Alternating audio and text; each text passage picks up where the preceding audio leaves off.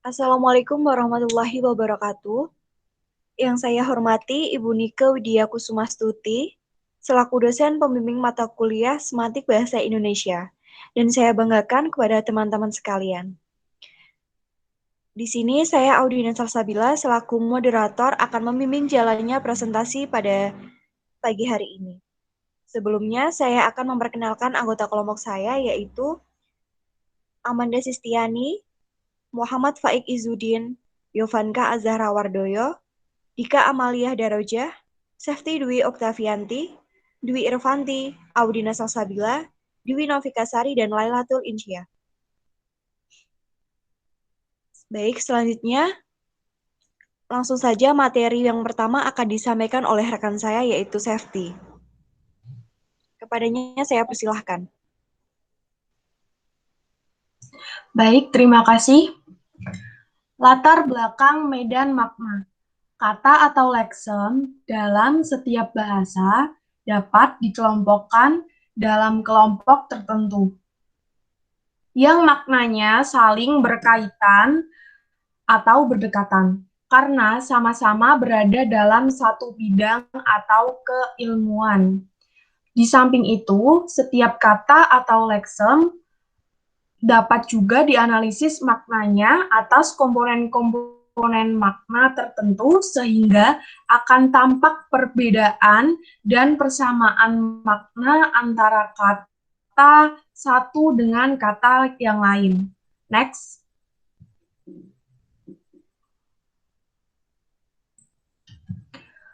Pengertian medan makna. Medan makna adalah salah satu kajian utama dalam semantik. Medan makna merupakan bagian dari sistem semantik bahasa yang menggambarkan bagian dari bidang kebudayaan atau realitas dalam alam semesta tertentu yang direalisasikan oleh seperangkat unsur leksikal yang maknanya berhubungan.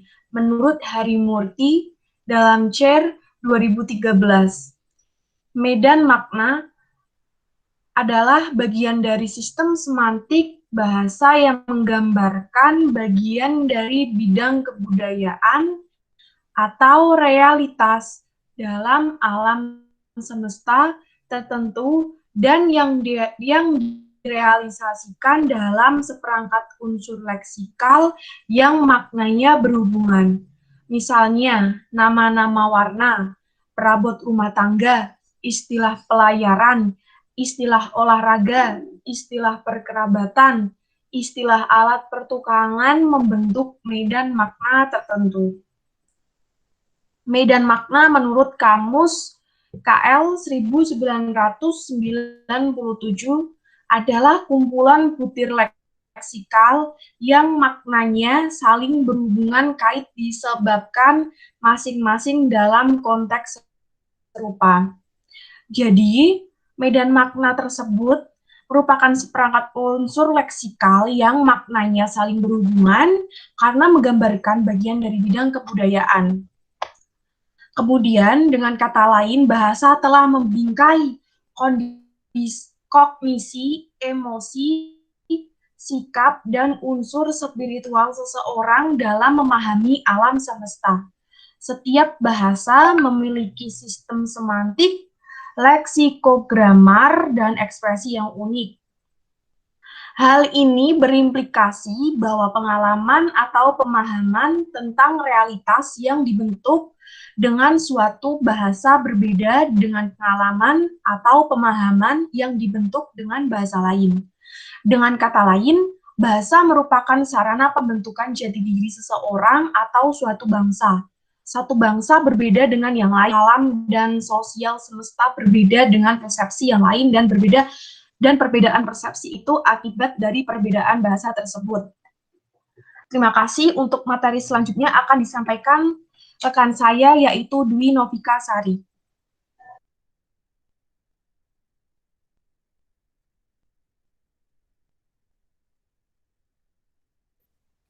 Ya, selanjutnya adalah golongan medan makna.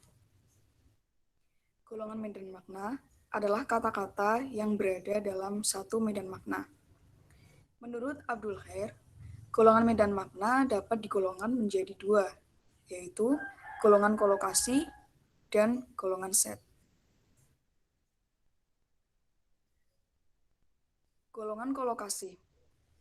Golongan kolokasi berasal dari bahasa Latin, yaitu koloko, yang berarti ada di tempat yang sama, dengan menunjuk pada hubungan sintakmatik yang terjadi antara kata atau unsur leksikal itu. Kolokasi menunjukkan hubungan sintakmatik karena sifatnya yang linear. Contoh golongan kolokasi, yaitu pada kalimat tiang layar perahu nelayan itu patah dihantam badai, lalu perahu itu digulung ombak dan tenggelam beserta isinya.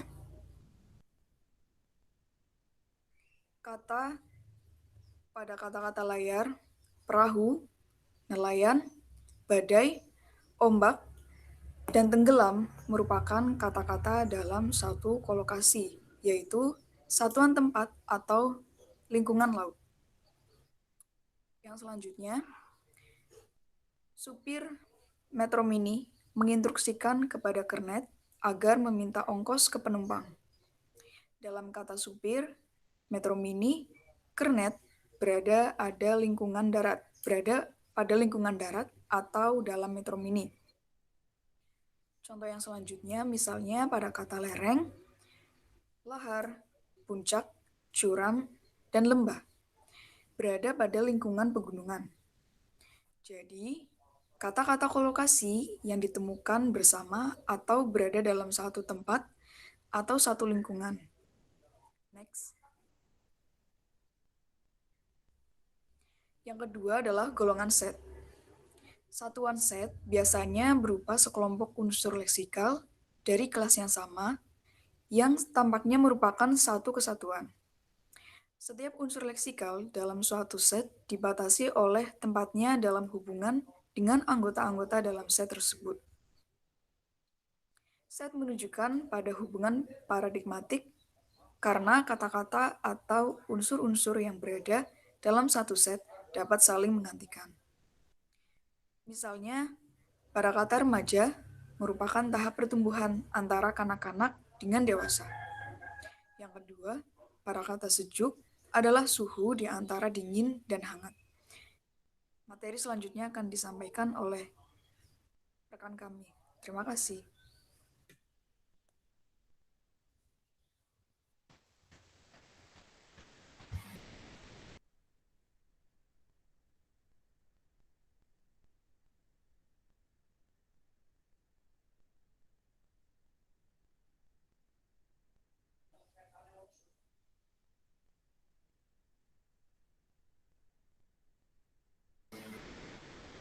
Selanjutnya adalah, maka kalau dibagikan kata-kata yang berada dalam satu set dengan kata remaja dan sejuk adalah sebagai berikut. Set paradigmatik. Baik, kanak-kanak, remaja, dewasa, manula, dingin, sejuk, hangat, panas, terik.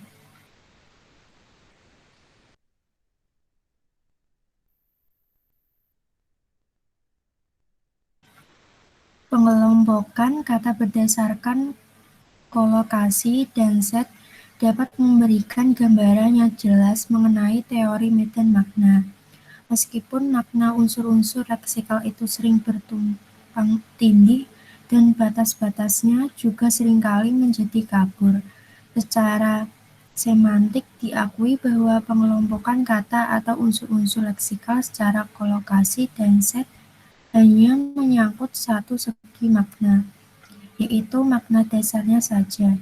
Sedangkan makna setiap kata atau unsur leksikal itu perlu dilihat dan dikaji secara terpisah dalam kaitannya dengan penggunaan kata atau unsur leksikal tersebut di dalam penuturan.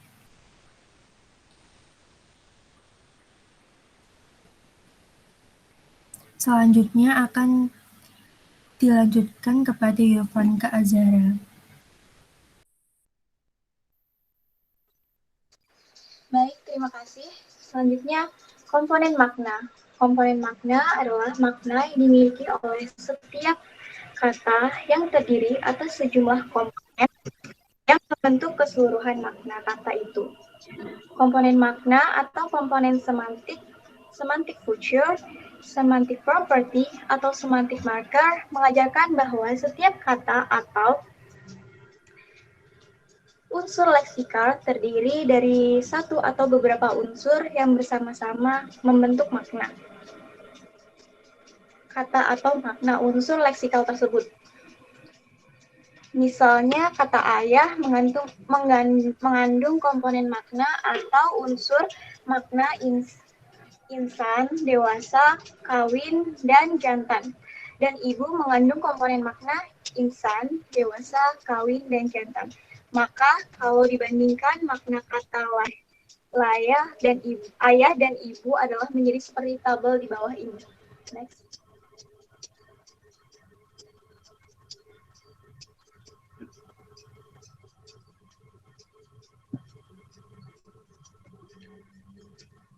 Ada 3 hal yang perlu dikemukakan sehubung dengan analisis biner tersebut.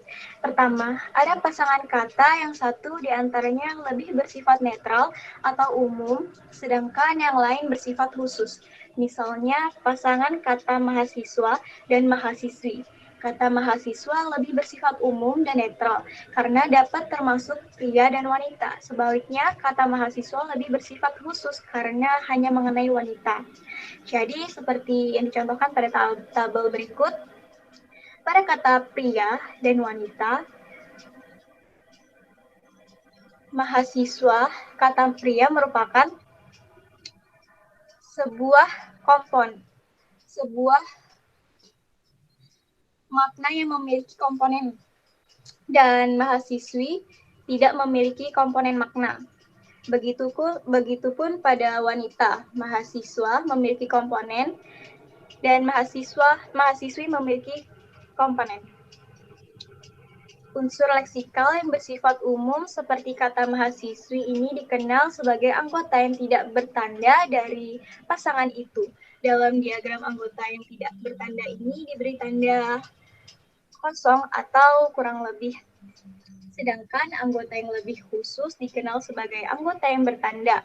Dalam diagram diberi tanda plus kalau memiliki ciri itu dan tanda min jika tidak memiliki ciri itu. Adapun saya akan memberikan penjelasan mengenai analisis komponen makna. Dapat dilakukan tahap kata-kata yang menguraikan komponen sampai komponen makna yang sekecil-kecilnya. Konsep analisis dua-dua ini biasa disebut dengan analisis biner yang kemudian juga diterapkan untuk membedakan makna suatu kata dengan yang lainnya.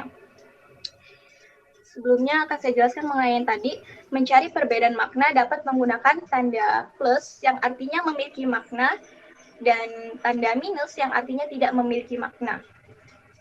Kegiatan yang memanfaatkan analisis biner yaitu seperti perumusan makna dalam kamus. Contohnya, kata kuda dalam Kamus Umum Bahasa Indonesia, susunan Bahasa Indonesia, susunan WJS Purwodarminta didefinisikan sebagai bintang menyusui yang berkuku satu dan bisa dipiara orang. Itu merupakan ciri umum sebagai kendaraan. Sebagai kendaraan merupakan ciri khusus. Dan adapun menggonggongkan kata atau leksikal. Contohnya kata umum manusia, hewan, dan makna yang memiliki komponen lebih sedikit dibandingkan dengan unsur leksikal yang lebih khusus seperti dokter, kucing, nasi goreng, dan lain-lain. Materi selanjutnya akan dijelaskan oleh Saudari Irfanti.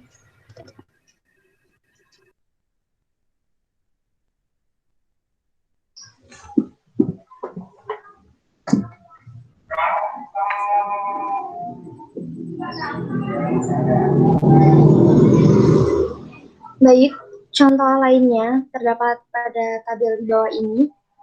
Ada beberapa komponen makna. Yang pertama ada insan dalam ayah dan ibu. Itu berarti mempunyai komponen makna. Dan yang kedua ada dewasa. Pada kata ayah dan ibu juga memiliki komponen makna. Yang ketiga ada kawin. Keduanya juga mempunyai komponen makna, yaitu pada ayah dan ibu. Dan yang keempat terdapat komponen makna jantan, juga pada ayah terdapat komponen makna, sedangkan pada ibu tidak mempunyai komponen makna. Perbedaan makna antara kata ayah dan ibu hanyalah pada ciri makna atau komponen makna. Ayah memiliki makna jantan, sedangkan kata ibu tidak memiliki kata jantan. Next.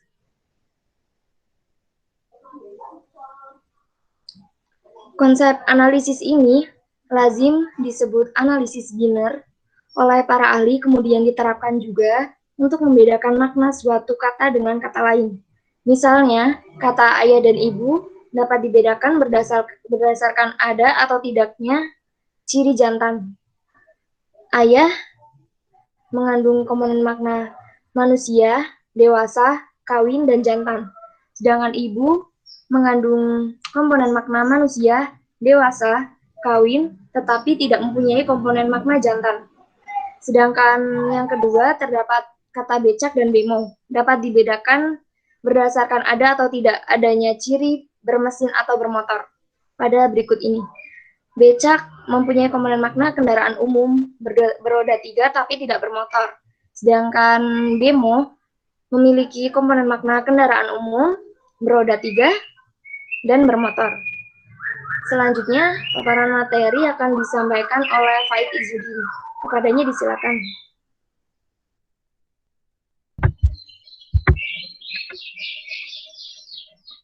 Ya, kedua, ada kata atau unsur leksikal yang sukar dicari pasangannya, karena memang mungkin tidak ada, tapi ada juga yang memiliki pasangan yang lebih dari satu. Contoh, yang sukar dicari pasangannya adalah kata-kata yang berkenaan dengan nama warna. Ya, secara teknis ilmiah bukan warna, tetapi nama-nama warna lain tidak mudah untuk dicari pasangannya. Misal kata berdiri. Kata berdiri bukan hanya bisa dipertentangkan dengan kata tidur, tapi bisa saja dengan kata tiarap, rebah, duduk, jongkok, dan berbaring.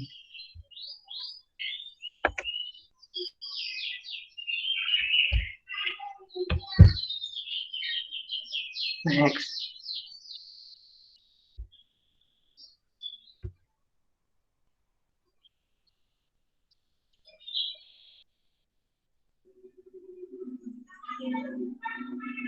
Next.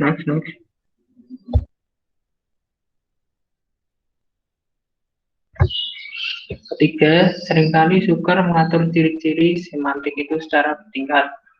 Mana yang lebih bersifat umum dan mana yang lebih bersifat khusus. Contohnya ciri jantan dan dewasa. Mana yang lebih bersifat umum antara jantan dan dewasa? Bisa jantan, tetapi juga bisa dewasa, tetapi tidak ada alasan bagi kita untuk menemukan ciri jantan lebih bersifat umum daripada dewasa. Itu juga sebaliknya, karena ciri yang satu tidak menyiratkan makna yang lain. Karena itu keduanya jantan dan dewasa tidak dapat ditempatkan dalam suatu hierarki. Keduanya dapat ditempatkan sebagai unsur yang lebih tinggi dalam diagram yang berlainan. Ya, selanjutnya akan dijelaskan oleh Tika Amalia. Saya persilakan.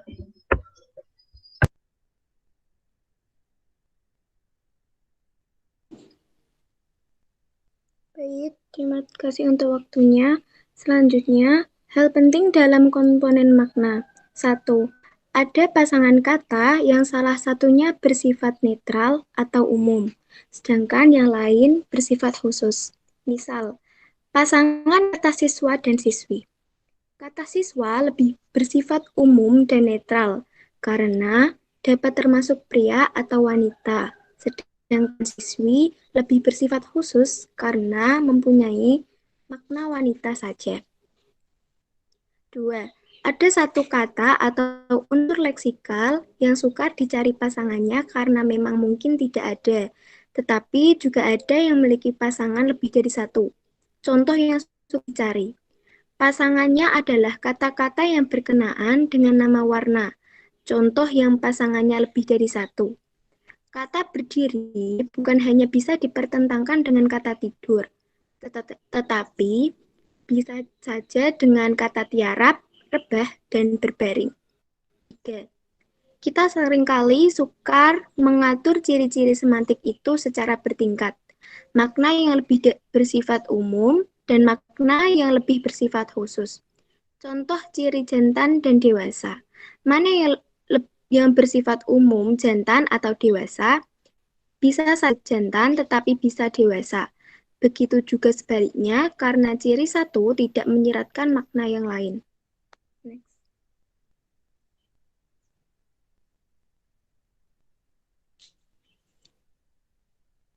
Manfaat komponen makna, mencari perbedaan bentuk bersinonim.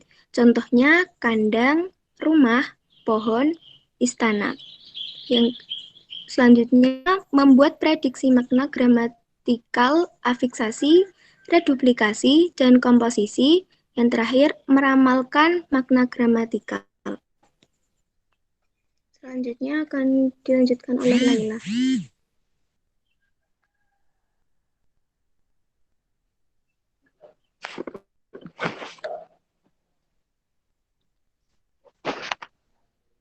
Adapun catatan penting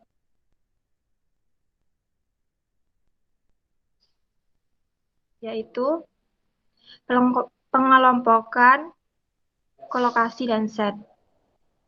Yang pertama, memberikan gambaran mengenai teori medan makna yang jelas. 2.